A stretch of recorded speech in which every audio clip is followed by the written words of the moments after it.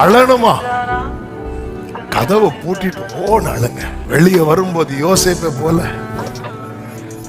ஏன்னா ஒருக்கா யோசேப்பு சகோதரர்கள்ட்ட அழுதான். அழும்போது அவங்க இருந்து சாப்பிட்டுட்டு இருந்தாங்க. கண்ணீருக்கு மதிப்பு இல்லாத இடத்துல ஒரு சொட்டு கண்ணீர் விடக்கூடாது. ஹல்லேலூயா. யோசேப்பு கதவை பூட்டிட்டு போய் அழுதுட்டு கண்ணை தொடச்சிட்டு வெளியே வரான். வெளியே வரும்போது எப்படி வருவார் நினைக்கிறீங்க? அழணுமா? நேர தனியா போயிருங்க. சாம்பல்ல நீங்க உட்கார்ந்து இருக்கிறீங்க. நீ சாம்பல்ல உட்கார்ந்தது அவர் பார்க்கட்டும்.